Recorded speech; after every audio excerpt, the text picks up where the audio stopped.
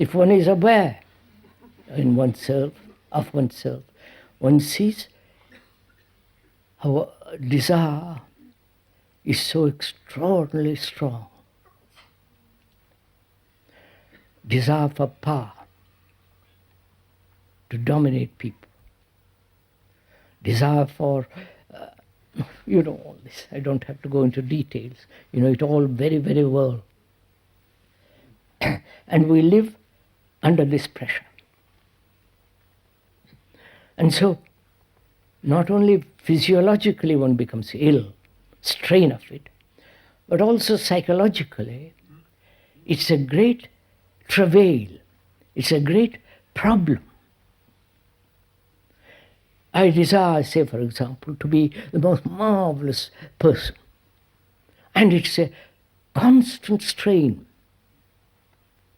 to become somebody, to be somebody, to achieve a result. So one can see desire without being understood the whole nature and structure of desire is one of the factors of disorder. Right? Do we see that? Please, don't accept what I'm saying. That's totally unimportant. Is that in yourself a fact which you have discovered for yourself?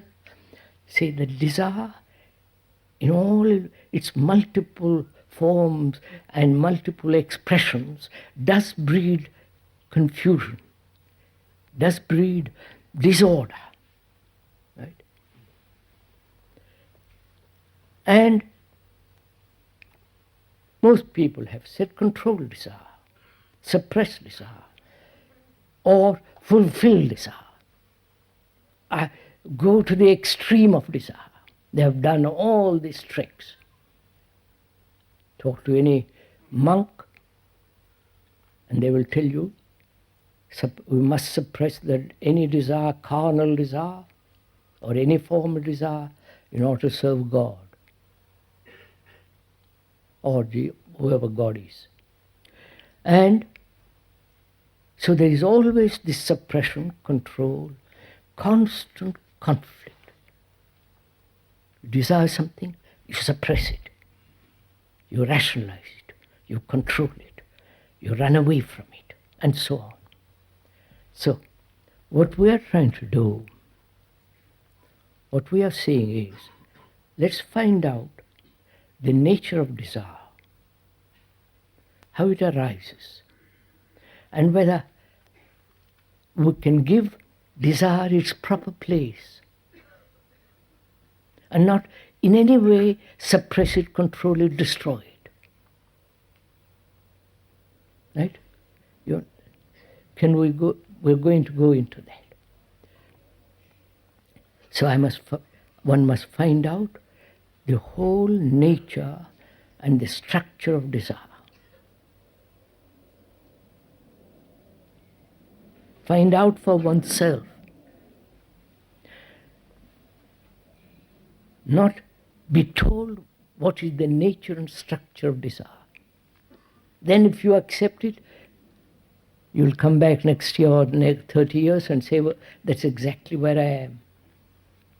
I began and you have left me where I was after 30 years. Because one has lived on words, not actually gone into it for yourself. Why has desire become so extraordinarily important? It is encouraged through education.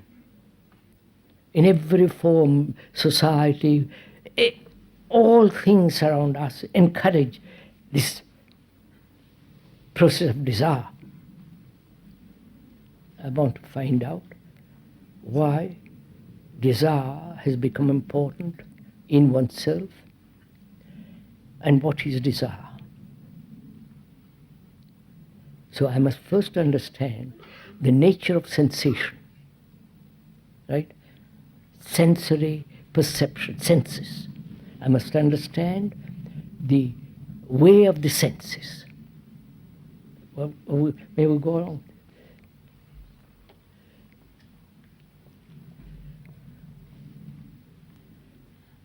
The senses being touch, smell, and taste, and so on.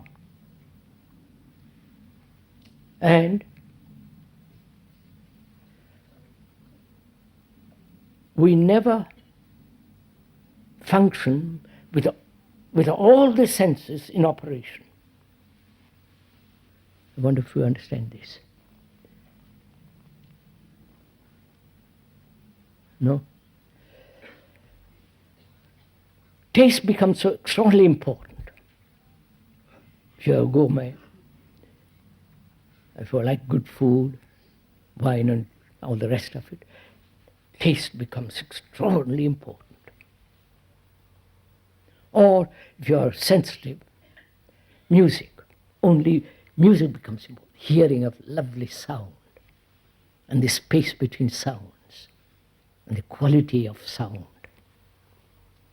Or something, so our senses are broken up, fragmented. We never see anything with all our senses completely. Right? Are we understanding each other? Can you look at something, the movement of the sea, the wave, the clouds, the wind among the trees, to look at it all with all your senses fully flowering and looking? Can we do that? Then when you do that, you will see as a test, you're not accepting what I am saying. Test it for yourself. Then you will see that there is no center from which you are observing.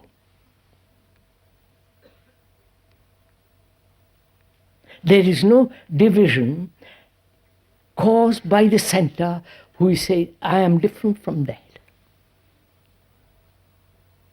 When you observe things totally, a woman or a man or a child, or your girlfriend, husband, wife, with all the senses awakened, then there is no one particular sense demanding an action. You're following all this? Are you doing it as we are talking about it? So, senses have their right place, but they become destructive, divisive, and conflicting when one particular sense is developed and the others are dormant or semi-dormant. Whereas when you observe something entirely with all your senses, then there is no division in yourself. So, desire is part of the sensations, is the beginning of sensation. Right? That's a fact, isn't it? See a beautiful woman or a man or a child or a car or a mountain or a lovely proportioned house or a garden, and perception, sensation, and the desire arises, right? And the desire, that sensation, perception, sensation creates the image, and then desire begins to operate. That's the whole movement of desire. This is a simple, obvious, daily fact which you can observe if you are paying attention.